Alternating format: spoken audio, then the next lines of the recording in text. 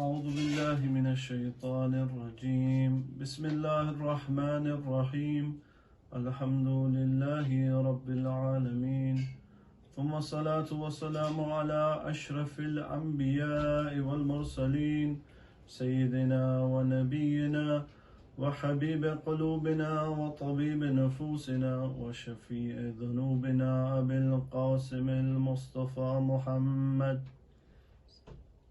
وعلى أهل بيته الطيبين الطاهرين المعصومين لا سيما بقية الله في الأراضين روحي وأرواح العالمين لتراب مقدمه الفداء ولعنة الله على أعدائهم أجمعين من الآن إلى قيام يوم الدين.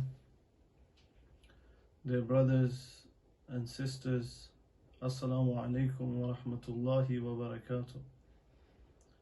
I would like to congratulate all of humanity and especially the believers and the mu'mineen around the world on the wilayat of Amir al-Mu'mineen Ali ibn Abi Talib alayhi salam. Today the hearts of the believers should be in a state of excitement, overwhelmed with the love of Ali ibn Abi Talib alayhi salam. Our focus should be on the merits and the virtues of this Imam and what this Imam stood for. I know we are living in strange circumstances in the midst of a pandemic, and many of us are facing different trials and tribulations. We have one heart and 1,000 problems. But for a few moments on this day, let our hearts and tongue say, Ya Ali, Ya Ali. This is the man whom the Prophet ﷺ said that me and him are from one light. The one who loves him loves me.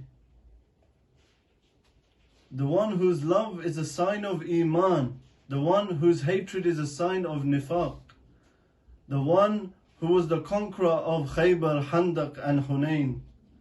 The one who is with Haqq and Haqq is with him. The one who is with the Quran and the Quran is with him. The one who is known as Faruq al-A'zam, the distinguisher of Haqq and Batil. The one who was known as Nafs Rasul, the one whose one strike on the day of Khandaq is greater than the worship of every human and jinn. And that is none other than Ali ibn Abi Talib alayhi salam. Who was this great man? On one extreme, al-ayadu billah,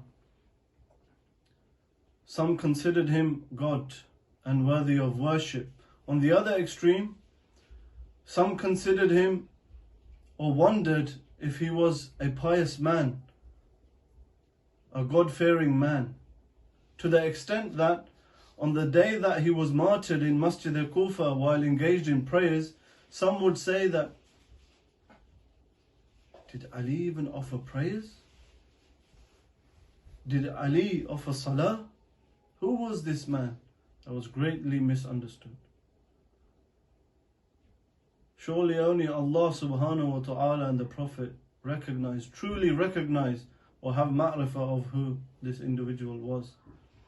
We have a narration from the Holy Prophet sallallahu alayhi wa sallam where he informs Imam Ali and says, Ya Ali, ma arrafa Allah haqqa ma'rifati ghayri wa ghayruk. O Ali, none have truly recognized Allah except you and me. And then the narration carries on. It says, Ma arrafaka haqqa ma'rifatik ghayrullah wa ghayri. O Ali, none has truly recognized you except who? Ghayrullah, except God, and ghayri, and me the Prophet. This is who Ali ibn Abi Talib is. that subhanallah, the merits and virtues of this Imam cannot be counted as beyond my ability or any mortal's ability. We have another narration, subhanallah, which is mesmerizing, that Ibn Abbas says, لو أن الفياض أقلام والبحر مداد والجن حصاب والإنس كتاب ما أحسوا فضائل علي ibn Abi Talib alayhi salam. If all the trees and the gardens turn into pens and the oceans turn into ink and the jinn into accountants and the humans into scribes, they will not be able to count and specify the merits of who? Of Ali ibn Abi Talib alayhi salam. They won't be able to. There are many aspects of Amir al-Mu'mineen's life that we speak about and that we have heard frequently. I do not want to repeat that which we may have heard before. Rather, I'd like to touch on a few points of Imam Ali's life that we don't hear of as much. First of all, I want us all to look at his worship, his ibadah. This same man who would never fear the enemy on the battlefront. He would be seen in the midst of the night, crying, trembling, speaking to his Lord, speaking to his Creator. The same man, this courageous man, this warrior, at the same time he's a great abd, a zahid. Stand up in night and supplicate to his Lord. Our fourth Imam alayhi salam is known as Sayyidul Sajideen, Zainul Abideen. We all have read the supplications from our Imam through Sahifa Sajjadi and how he used to supplicate to the Creator. This Imam said, what is my worship in comparison to Amir al-Mu'mineen's? It said that at a certain period of the Imam's life, he would read 1,000 units of prayer a night. 1,000 units of prayer a night. Me who claims to be a follower or a believer of this Imam or a lover of this Imam, let alone the recommended prayers. Do I pray the obligatory prayers? The Ahlul Bayt alayhimus salam gave great importance to Salah. Great importance to praying Salah on time. If you look at Amir al-Mu'mineen's life, in the midst of fighting on the battlefront, in the Battle of Siffin, it was seen that Amir al-Mu'mineen would look at the skies, he would be looking at the sun, staring at the sun. Remember, this is on the battlefield. Ibn Abbas asked Amir al-Mu'mineen, Ali ibn Abi Talib alayhi salam, how come you're staring at the sun? You keep staring at the sun. So I'm staring at the sun to see if it's zawal time. Is it time for the prayer? And Ibn Abbas, he says, are these the right circumstances for us to pray right now? We're on the battlefront. The Imam replies to him, what else are we fighting these people for? Our aim and goal in fighting these people is the establishing of this prayer, the establishing of this salah. Subhanallah. Even on the battlefield, the Imam wouldn't forget prayer and praying on time. Am I of those who give importance to reading salah on time? Another point I want to remind myself and the believers of is the ilm of the Imam, the knowledge and basira of this great Imam.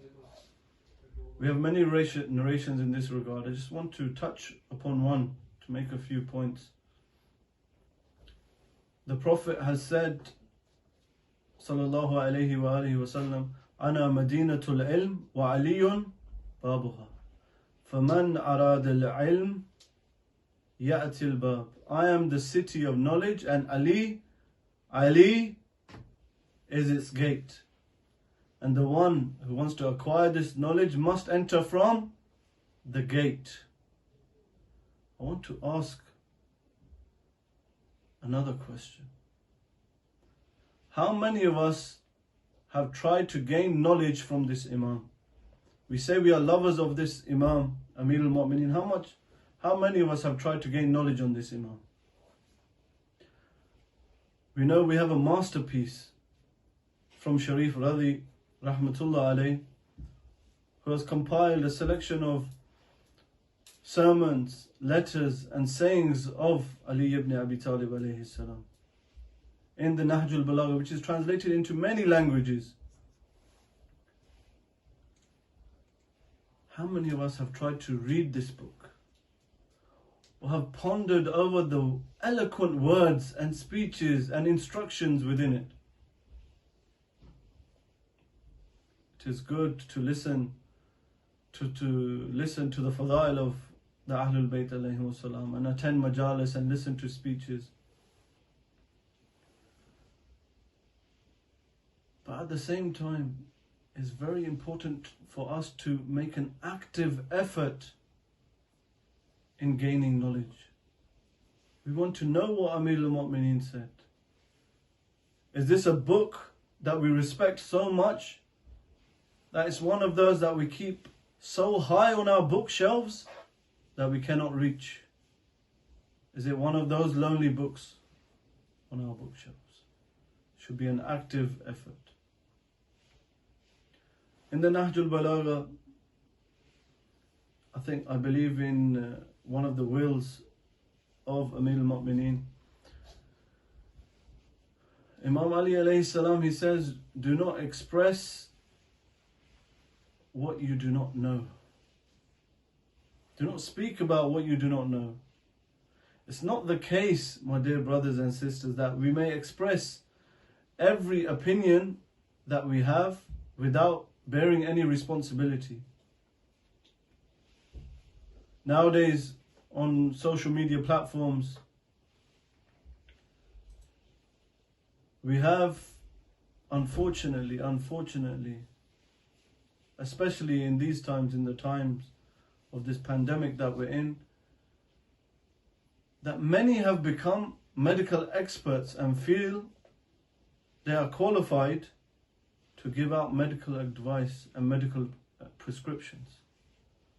No, brothers and sisters, it's medical advice. Leave it to the medical experts. Nowadays on social media platforms, we have people talking about Islam and other subjects. People that are not acquainted or well acquainted with the Quran and Ahlul Bayt alayhim wasalam, speaking on subjects that they have no or very little knowledge of. But it sometimes happens that we say something because we have an opinion, but we're unwittingly venting rumors. We're spreading confusion amongst the community, amongst the believers.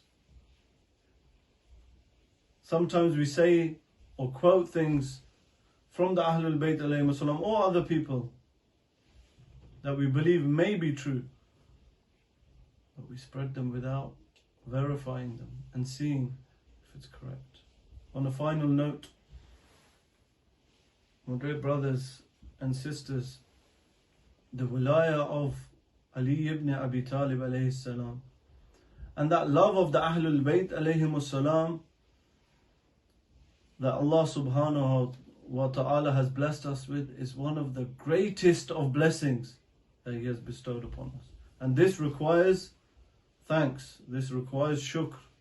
There's many ways of doing this. It's good, many of us, when certain blessings come our way, we say Alhamdulillah, Alhamdulillah, Hada min fadli Rabbi. Thank you Allah, shukran lillah.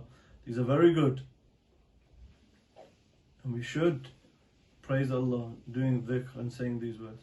But as one of our greats have said, that truly being thankful for the bounties that Allah subhanahu wa ta'ala has given us or blessed us with is in simple terms using that blessing or thing in the way in which it should be used, that it's meant to be used for. For example, this hand that Allah subhanahu wa ta'ala has blessed us with, if we're truly thankful for this hand should only be used for the things that it's allowed to be used for. If we're truly thankful for these eyes should be only seeing things that are lawful. It shouldn't be seeing things that are forbidden. If we're thankful, truly thankful for this tongue, this small piece of flesh, subhanallah, which has the ability to spread love, peace and wisdom, while on the other hand it has the ability to spread corruption, hatred, fear. If we're truly thankful for this tongue, it shouldn't be used for backbiting another believer. It shouldn't be used for lying. It shouldn't be used for creating hatred or enmity between brothers and sisters, or between communities and organizations. If we're truly thankful for this tongue, it should be only used for the lawful ways in which Allah has instructed us. My dear lovers of Amir al-Mu'mineen, we don't want to be of those who didn't recognize the Imam of their time. They didn't have basira or insight of the Imam or of the Imam's actions. They didn't have insight of the circumstances and the times that they were living in. My dear brothers, let's pray that our speech and our communication and our daily actions are a reason for the Imam to smile at us rather than cry. Assalamu alaikum wa rahmatullahi wa barakatuh.